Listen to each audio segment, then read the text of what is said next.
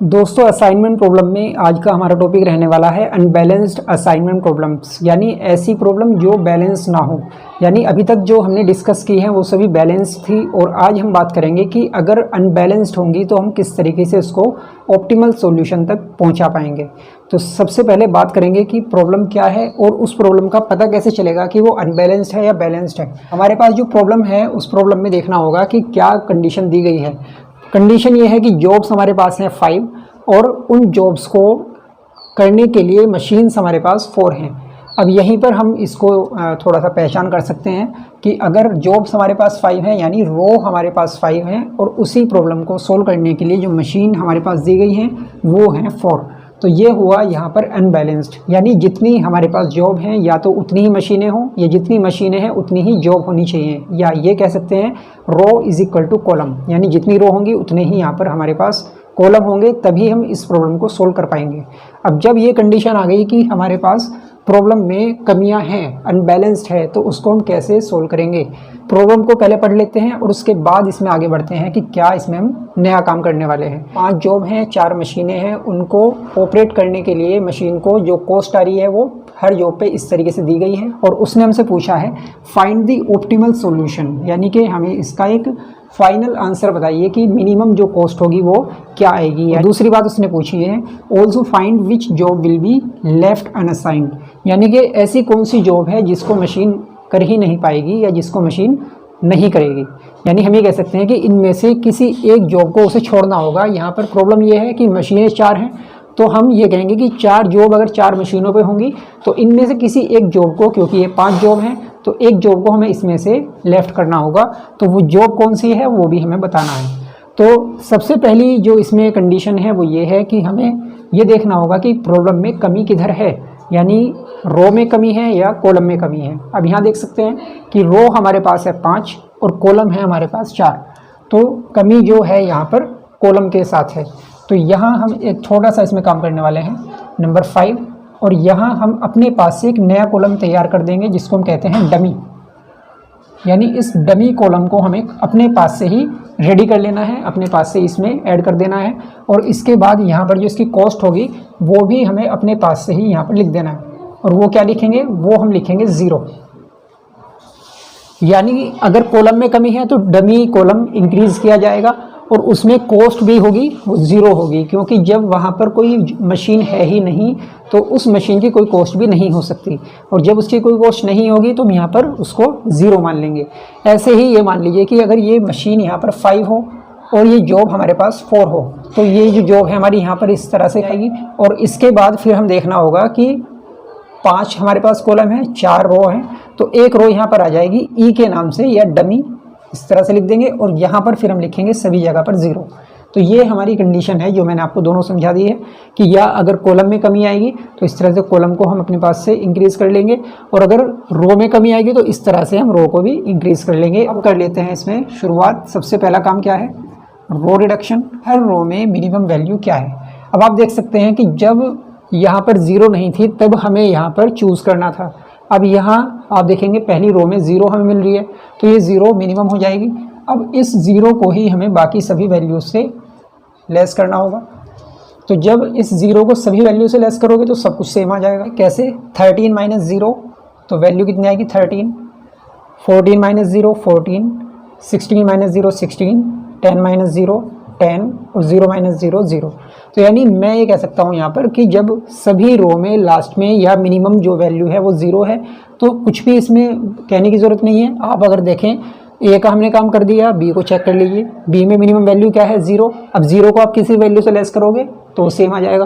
तो ऐसे ही मैं इसको लिख देता हूँ फिर से 12 13 15 12 0। फिर यहाँ देखेंगे सी में यहाँ भी रहेगा 11 12 12 9 0। फिर डी में आ जाइए 16 16 18 14 0। यानी हर रो में 0 मिनिमम है, इस वजह से हमारा सब कुछ सेम आ रहा है। यहाँ जाएगा फिर से 10 12 13 12 और 0।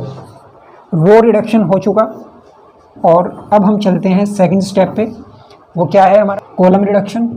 कॉलम रिडक्शन के लिए वही काम करना है कि जो रो रिडक्शन के बाद एक नई टेबल हमें मिली है उसी के बेस पर हमें कॉलम को रिड्यूस करना होगा। तो फर्स्ट वाला जो हमारा कॉलम है यहाँ पर उसको देख लीजिए। तो फर्स्ट वाले कॉलम में देखिए मिनिमम वैल्यू क्या है मिनिमम यहाँ पर आप देख रहे हैं वो है 10। अब इस 10 को हमें बाकी सभी वैल्यूज से लेस करना है, तो यहाँ पर आएगा 3, यह आएगा 2, यह आएगा 1, ये 16 माइनस 10 6 हो जाएगा, और 10 माइनस 10 0 हो जाएगा। ठीक है, फिर ऐसे ही सेकंड में देखिए मिनिमम क्या है, यहाँ पर सेकंड कॉलम में 12 है, इस 12 को बाकी सभी वैल्यूज से लेस करेंगे, तो यहाँ मिल जाएगा हमें कितना, 14 माइनस 12 2, 13 माइनस 12 1, 12 माइनस 12 0, 16 माइनस 12 4, और 12 माइनस 12 0। ठीक है, फिर थर्ड में देख लीजिए मिनिमम क्या है, यहाँ भी 12 है, इसको भी इसी तरह से लेस करेंगे, तो वैल्यू मिलेगी 16 minus 12 4, 15 minus 12 3, 12 minus 12 0, 18 minus 12 6, 13 minus 12 1। यहाँ पे चेक कर लीजिए मिनिमम क्या है 9। अब इस 9 को बाकी सभी वैल्यूज से लेस करेंगे तो आ जाएगा 1, 10 माइनस 9 1, 12 माइनस 9 3, 9 माइनस 9 0, 14 माइनस 9 5, और 12 माइनस 9 3। ठीक है, और लास्ट में आप देख सकते हैं कि लास्ट में जो वैल्यू दी गई है वो सारी की सारी वैल्यू 0 हैं, तो इसमें कुछ करने की ज़रूरत नहीं है, ये सेम ऐसे ही लिखना पड़ेगा। ये सब हमें मिल गया। कॉलम रिडक्शन के बाद जो टेबल हमारे पास है उसी में हमें एलोटमेंट करने होते हैं, तो हम यहीं पर कर लेते हैं एलोटमेंट। ठीक है, तो एलोटमेंट देख लीजिए कैसे होंगे, तो पहले रो वाइज होंगे फिर कॉलम वाइज होंगे।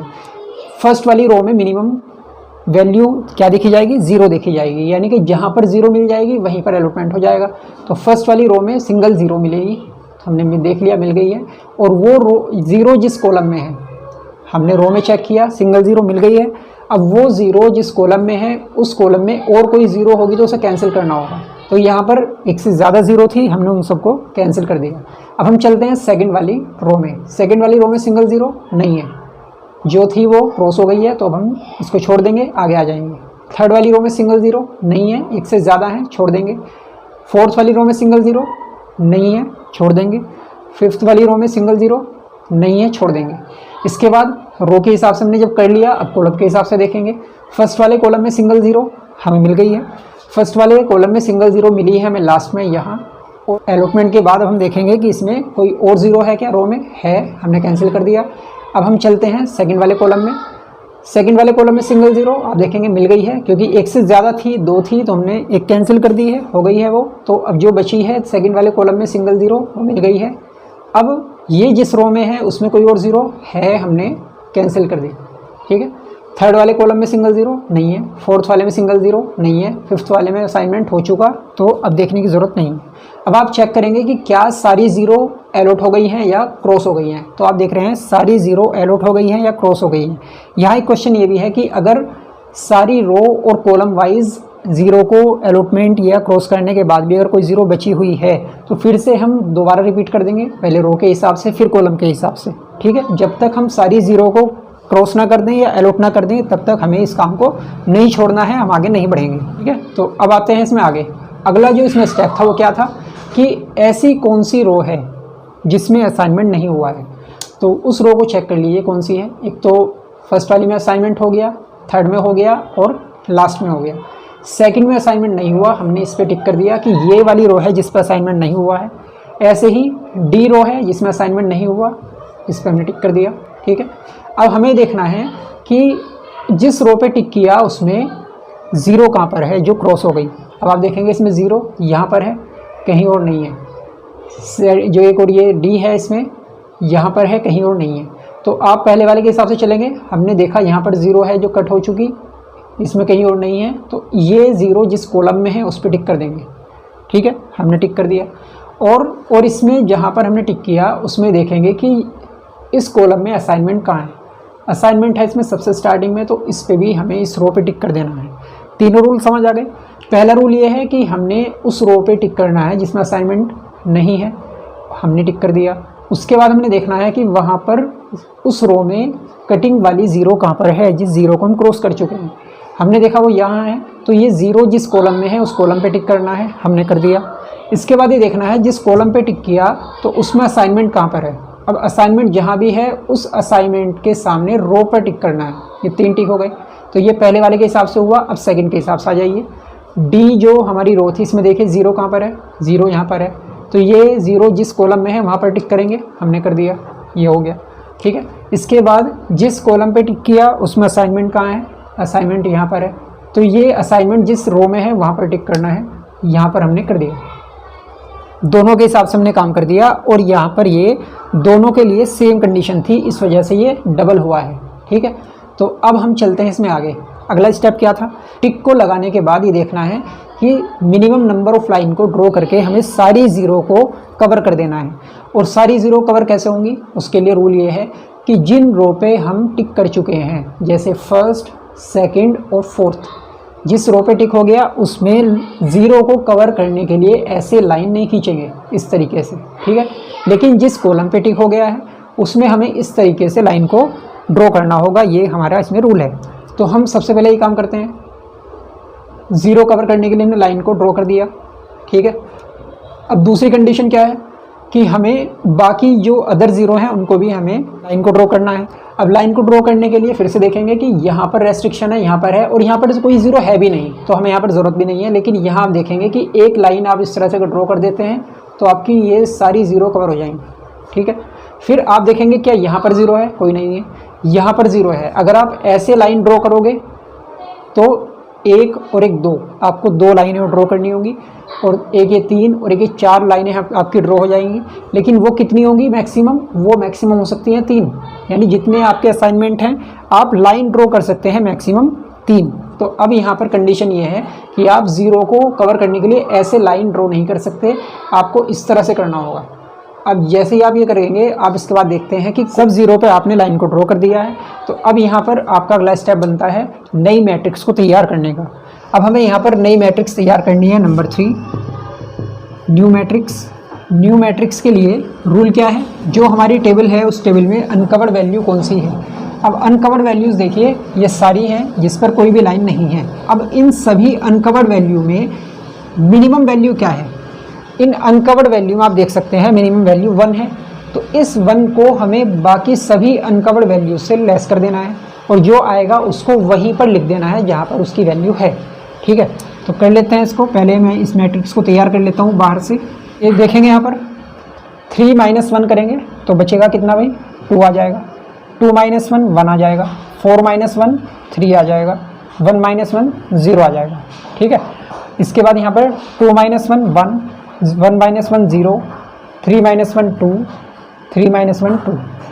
फिर यहाँ पर डी के सामने आ जाइए, यहाँ पर आ जाएगा 6 - 1 5, 4 - 1 3, 6 - 1 5, 5 - 1 4। ठीक है, ये सारी हमारी अनकवर्ड वैल्यूज़ हो गई, और हमने इसमें से मिनिमम वैल्यू को लेस भी कर दिया। अब सेकंड स्टेप है कि सिंगल लाइन वाली जो आपकी सारी वैल्यूज़ हैं उनको हमें एज इट इज़ लिख देना जैसे वो हैं।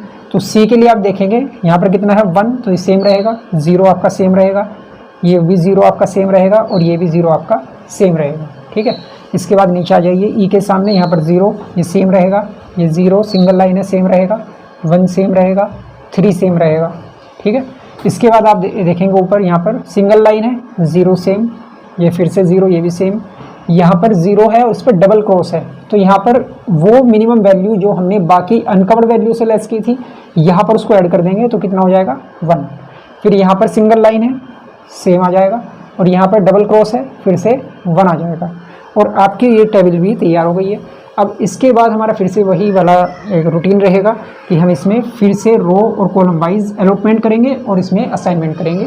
तो देखिए कैसे, सबसे पहले देखेंगे ए रो में सिंगल 0, सिंगल नहीं है, एक से ज़्यादा है, छोड़ देंगे, आगे आ जाएंगे। बी रो में सिंगल 0 नहीं है, छोड़ देंगे। सी रो में सिंगल 0 नहीं है, छोड़ देंगे। डी रो में सिंगल 0 है, हमने यहाँ पर असाइनमेंट कर दिया, और ये जिस कॉलम में है उसमें और कोई 0 हमने उनको क्रॉस कर दिया। ठीक है, फिर ई में सिंगल 0 नहीं है, हमने छोड़ दिया। ठीक है, फिर आते हैं कॉलम के हिसाब से। फर्स्ट वाले कॉलम में सिंगल 0 मिल गई है, हमने असाइनमेंट कर दिया, और इस रो में कोई और 0 हमने उसको कैंसिल कर दिया। सेकंड वाले कॉलम में सिंगल 0 नहीं है, छोड़ देंगे। थर्ड वाले में सिंगल 0 है, हमने यहाँ पर असाइनमेंट किया, और इस कॉलम में और कोई 0, एक इधर है एक इधर है, दोनों हमने क्रॉस कर दिया। इसके बाद फोर्थ वाले में सिंगल 0 मिल गई है हमें, हमने यहाँ पर असाइनमेंट किया, और इस रो में और कोई 0 नहीं है, हमने छोड़ दिया, इसको हमने ऐसे ही कर देंगे। इसके बाद आगे हम आगे नंबर 5 असाइनमेंट हो चुका, कोई वैल्यू देखने की ज़रूरत नहीं है।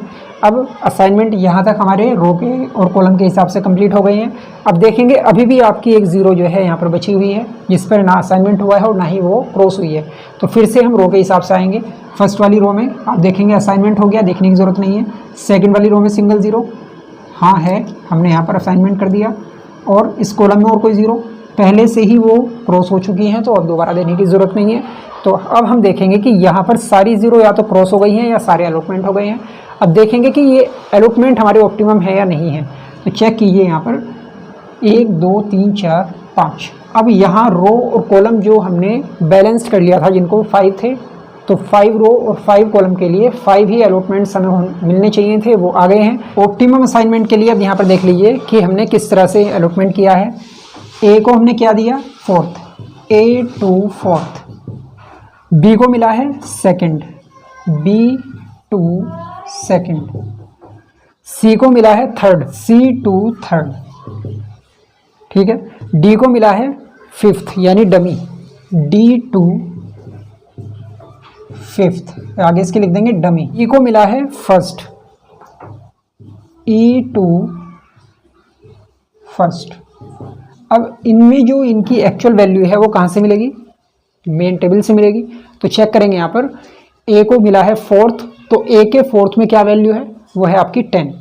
बी को मिला है सेकंड, बी के सेकंड में है 13। सी को मिला है थर्ड, सी के थर्ड में चेक करेंगे यहाँ पर कितना है 12, थर्ड के लिए 12। और डी को मिला है फिफ्थ, और डी के फिफ्थ में आ जाएगी वैल्यू 0, जो डमी था। तो यहाँ पर आप 0 लिख देते हैं, या चाहे तो आप डैश भी लगा सकते हैं, कोई दिक्कत नहीं है। और ई को मिला है फर्स्ट, ई के फर्स्ट में वैल्यू कितना है, वो है 10। E2 फर्स्ट के लिए 10। टोटल वैल्यू कितनी हो गई है, 10 13 12 35 और 10 45। 45 इसका आंसर आ गया है। अब हम देखेंगे कि फर्स्ट जो इसने हमसे पूछा था वो क्या था, फाइंड द ऑप्टिमल सॉल्यूशन, वो आ चुका है, 45 इसकी कॉस्ट आ गई है। सेकंड उसने पूछा था also find which job will be left unassign. तो हम ये कहेंगे कि यहाँ पर ऐसी कौन सी जॉब है जिसको हम अनअसाइन कर देंगे, यानी उस पर कोई भी काम नहीं किया जाएगा। तो वो कौन सी है, वो है D2 फिफ्थ, क्योंकि डी के पास कोई काम ही नहीं है। डी को ये जो काम है, जो डी जो जॉब है, इस डी जॉब को कोई भी मशीन अलॉट ही नहीं हो पाई है, यानी इसके पास कोई मशीन ही नहीं है। डमी मशीन थी 5 नंबर की, उसको हमने यहाँ अलॉट किया था। तो जब इसको कोई वैल्यू मिली ही नहीं तो इसकी कोई कॉस्ट होने की बात ही नहीं होती। कह सकते हैं कि यहाँ पर जो इसकी कॉस्ट है डी की, वो कितनी है, 0 है। तो यही वैल्यू रह गई है अनअसाइन। तो ये जॉब है डी, जिसको हमने अनअसाइन छोड़ दिया है। और ये हमारे इस क्वेश्चन का आंसर फाइनल आ गया है। आज की क्लास में इतना ही है, मिलते हैं नई क्लास में नए टॉपिक के साथ।